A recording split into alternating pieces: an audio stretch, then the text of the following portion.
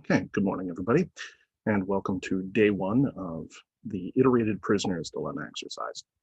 So, to briefly reiterate, everybody who has signed up for this exercise, which is for bonus marks, has already been entered and randomly paired anonymously with one of your classmates. So you've already been paired off. You will keep the same pair in each day of this exercise. So it's iterated. We will do it Monday, Tuesday, Wednesday, Thursday, Friday. You will receive the results of the previous day when, like before, basically, you vote for the next day. So each day you will choose one of two conditions. You will either choose cooperate or you will choose defect. Cooperate means you are choosing to cooperate with your fellow prisoner, basically, to keep quiet, right? Whereas defect means you are looking to betray the other prisoner. Here's how this works. If you both cooperate, you each get 2 points, right? If you both defect, then you each get 1 point. If you defect, they cooperate, then it's 3 for you and bupkis for them, right? And if you cooperate and they defect, then that's 3 for you, or sorry, 0 for you, 3 for them. Got it? So if you both cooperate, 2 each. If you both defect, 1 each. If you defect and they cooperate, 3-0, and it's the other way around. It's the other way around. If you cooperate and they defect. Those scores will be tallied, right, across the 5 days, and they will be averaged. So you will get an average score at the end, but I will give you day-to-day scores between each round. Okay, so I don't want to do a giant information dump here. So I'm going to very briefly, not so much talk about game theory here, as talk about some of the stuff I was going to talk about in terms of trust, transparency, and trauma. Okay, so very briefly. We have discussed a bunch of this material, and I may drop some short lectures here after. I don't know if these count as lectures, some short bits of video hereafter, but we've talked from the outset, basically, about the concept of internalization, right? This idea that we internalize people, our parents, our other loved ones, right? Other important figures in our youth, but also our friends, right? We tend to pick up habits in this way. This is how sort of acculturation happens. Obviously, we internalize things like spoken language if we are in an environment, but also it's the case that we are, in a sense, building a model of the people that we internalize. So this is the concept of mutual modeling. Now, the idea here basically, right, is that there's a bioeconomical constraint on the amount of communication that can happen in the brain, and we'll come around to that shortly. But there's also, of course, a bioeconomical constraint on the amount of information that you can share with another person. You just can't be in constant communication with somebody. It's not efficient, mobile phones notwithstanding, right? So we see this kind of mutual modeling turn up pretty readily when we consider, for instance, the old married couple phenomenon, where communication drops over time, right? So overt communication drops over time, and yet synchronized action and understanding continues. So people say less, and yet they manage to communicate. And if you think about this with the old married couple, right? The one member of the couple may go to the store. They don't need to consult the other member on every little decision, right? If they're picking things up, they know that the other person does not prefer this, that, this. And that, you know, can be accounted for in a sense in terms of propositional knowing, that they know facts. But it is also the case that these models that we maintain of other people are not simply a question of facts, they're behavioral, which is to say that you can make sort of reasonable behavioral inferences about how a person is going to act or what they are going to prefer above and beyond whatever propositions you internalize. And that distinguishes a model in some sense from a representation. A model is, in this sense, quite active, right? So the model is like an imperfect, obviously, but a tiny version of the other person, which you've sort of built inside your own mind. You can see the obvious applications here to psychodynamics. So when you consider things like the generalized other, right, which is an anthropological concept, you can obviously broaden this out. But the point is, there are these mutual models that we maintain of other people. Now, that seems to run, effectively speaking, on a nearly sort of indistinguishable process, and this comes out of the work of Reed Montague, from the process that the brain uses to bioeconomically optimize its own internal communications. Because the thing is, we may not think of the brain as particularly big, right? But from a cellular perspective and in terms of communications, the human brain is enormous, right? And so constantly trying to coordinate the efforts of various parts of the brain by just sending communication is extremely expensive. And the brain is already expensive, right? The brain already soaks up a massive proportion of your caloric intake, right? It takes a lot of energy to run the brain as is. So anything you can do to maintain coordination while reducing overt communication is going to be evolutionarily advantageous. This is the idea behind internalized mutual modeling, which is that not only do we maintain models of persons around us, right, in order to sort of accurately be able to sort of predict and respond to their behavior without consulting or observing them directly in the moment, but also that areas of our brain maintain mutual models of other areas of our brain. And the core theory here that myself, John Favecki, Richard Wu, and our collaborators have operated on is that this kind of mutual modeling is in fact scale invariant. It's operating sort of at all levels of structure within the brain. So this particular kind of mutual modeling, right, means that one part of your brain doesn't have to be in constant communication with another. It doesn't sometimes need to be in communication because the models can move out of synchrony, right? That is to say that they could have inaccurate information. And the same thing, of course, is true when we're talking about externalized mutual models. So you cannot simply rely on a mutual model. You must periodically check it against things. And if you don't, you get cases like, when older couples are in divorce and something happens, they say, I don't even know you anymore, right? Which is to say that the models have not been accurately updated, either because there has not been adequate disclosure, or there hasn't been adequate inquiry, or there hasn't been adequate observation, right? Or failure to account for those changes. Sometimes it is the case that between two people, one person states something which is intended to update the other person's model, but that is disregarded in favor of assumptions that the person already has in their model. And this is the kind of thing where people change, the other people don't notice, and that very often leads to a certain amount of acrimony or distance, therefore, right, divorce in an older married couple. With the brain, obviously, right, these sort of mutual models are designed to improve sort of coordination, right, so that the brain can operate in lockstep. And we know that the cerebellum, right, this big bulb at the back of the head, is tightly integrated in terms of its ability to sort of ship these patterns around. It connects together different regions. So we know that that turns up in terms of muscular coordination. So if you're trying to coordinate a series of complex actions, right, dancing or running or something, where a bunch of different parts of your body need to be coordinated in order for you to pull it off, the cerebellum becomes quite highly activated. And previously we thought of the cerebellum as mostly operating sort of balance, right, keeping us on balance, but that doesn't really explain the evolutionary record, because the cerebellum has increased in size more than any other part of the brain in evolutionary time, including the neocortex, right? Its overall volume has increased massively in human beings in recent evolutionary history. And the sort of old school explanation for this, if you think the cerebellum is optimized for balance, is, well, we require a lot of extra hardware in order to maintain bipedal walking. And this is, if you think about it, sort of nonsense on its face, because there's no way that we have, right, a superior sense of balance for bipedal walking than, say, a monkey or an ape has for brachiation, right, swinging through trees and the kind of acrobatic stuff that they do. And so in more recent years, it's been shown that the cerebellum is also implicated in other kinds of pattern shipping. It appears to be exapted, right? Exapted, which is the process of evolution whereby a system is sort of commandeered, if you will, in order to perform another somewhat related function, right?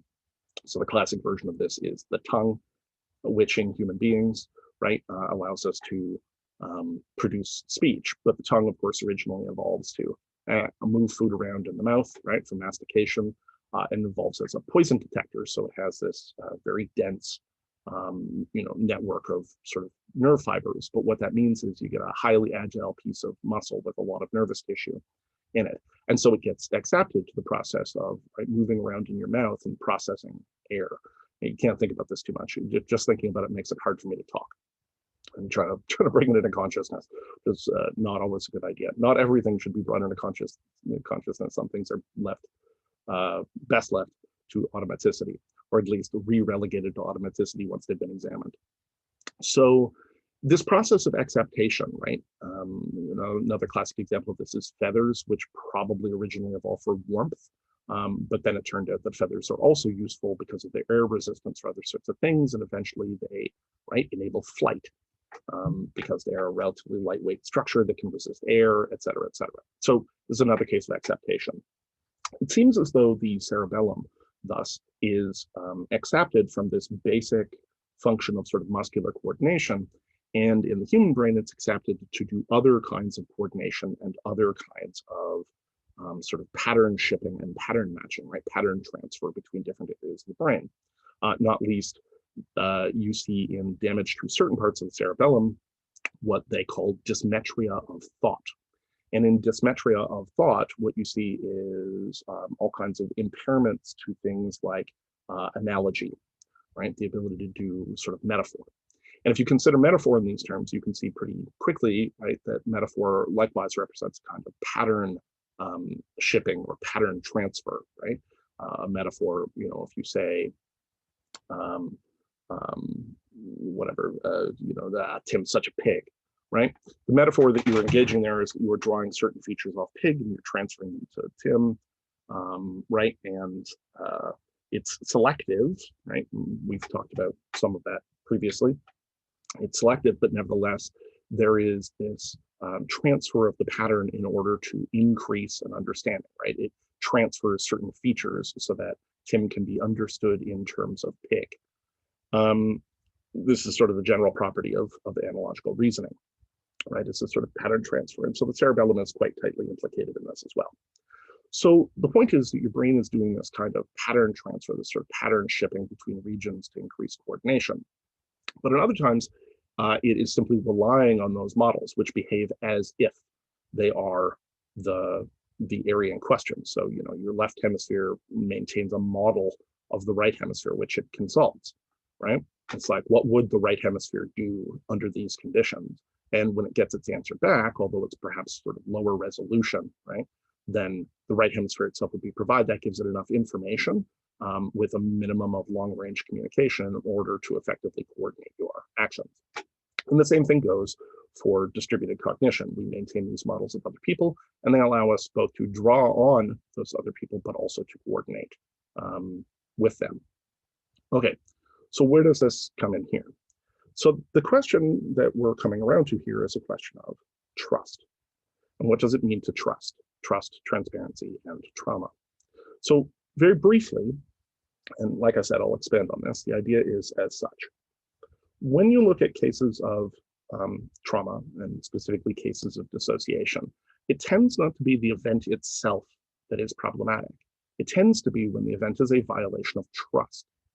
And trust, in a general sense, plays just an absolutely pivotal role in so many different mental health conditions, so many different forms of suffering, right? So anxiety, frankly, very often relies on kind of trust, right? There's a general distrust in a situation and thus sort of excessive threat seeking, often out of proportion to sort of, probability, right? So the possible becomes the probable, and right, situations are sort of distrusted.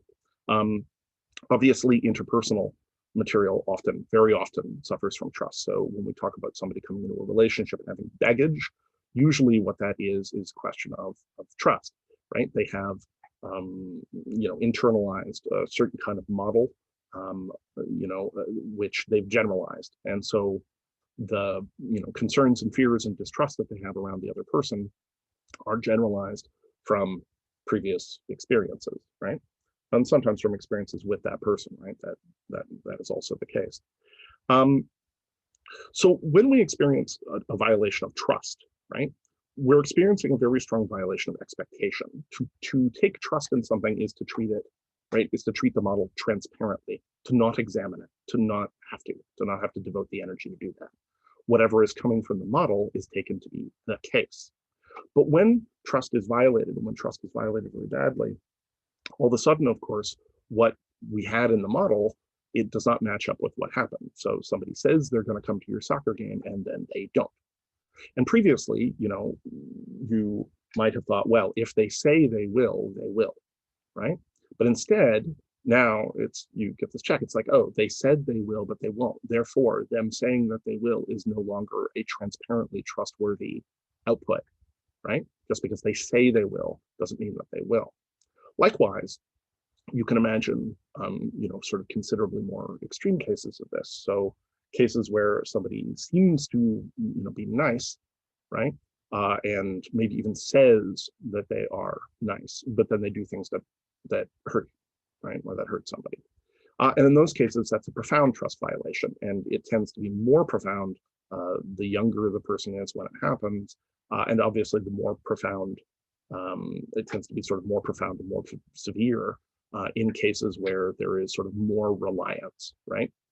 So, adults and close parental figures. Siblings too, to some extent. But the idea being, right, that you can have one of these sort of violations of trust, and that causes one to decrease the transparency. You don't transparently integrate with the data in the same way. Instead, you challenge it and question it. You don't take it at face value anymore. Now, when we talk about transparency in those terms, this is obviously a reference to transparency and opacity, which we talked about before, right? So for a thing to be transparent, it just sort of naturally refers through in the semiotic sense, right? It naturally refers through. For it to be opaque, one is looking at, right? So there is an examination quality. And transparency, of course, is crucial in some sense to fluency. So when the system is transparent, it's all very fluid. There's not a bunch of stops. If there is a high degree of opacity in the system, right, either communication stops completely, right, or it's the case that the information gets checked and externalized in various ways, right? And we've talked about this with integration and dissociation, right? When things are tightly integrated, then it's sort of all of a piece, right? There's a fluency. If you have a module in your mind or brain and it's tightly integrated, it just seems to operate directly from sort of the core of your agency. But as it starts to kind of drift out, right, there is the process of dissociation where it becomes distance, then at some point it flips in others. It seems to be external to yourself. And it's possible for it to do so far enough that in fact that piece is dissociated, out here. It's still operating, but completely outside the purview of sort of the core psi complex, to borrow Tononi, right? Completely outside the purview of the core phi plot. So it's still operating, but it seems to be radically other. You don't even have a line of communication with it. You can see how, again, this is sort of relevant to psychodynamics, broadly speaking. So, okay. So the earlier this kind of like insult to trust occurs, right, there is an additional thing that happens. It is possible, of course, for a single break of trust, right, to simply inhere, right, you can have a break of trust with somebody and it doesn't make a huge difference to the transparency, to the extent to which you sort of take what's coming from them at their word, or what's coming from your model of them at your word. But then there is a step past that, right? You might come to distrust them, generally speaking. And if that spreads, you might come to distrust their category, generally speaking, right? So you have a bad experience with women or men, and you begin to distrust women or men. You have a bad experience with a dog or a few dogs, you start to distrust dogs, et cetera, right? You can see how this generalizes across categories. Where the damage becomes really severe, of course, is if you get enough of these sort of instances of distrust and thus drops in transparency, drops in integration, then it starts to generalize. And the question that the system asks, and we're anthropomorphizing here, is, right, what's wrong with my modeling capacity?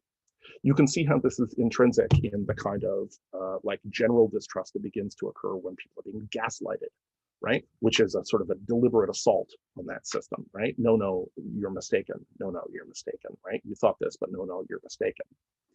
right, there's an introduced split between the person's perception and processing, right? And this is very deliberate, kind of chiseling away at this kind of transparency, this kind of integration. And if you start to distrust your general modeling capacities, right, you're gonna begin to distrust everything, your entire system of perception, your entire system of integration. Now, in just mechanical terms, what that means is that you're going to see an ambient drop in the overall degree of transparency and integration within the system. And that is dissociation.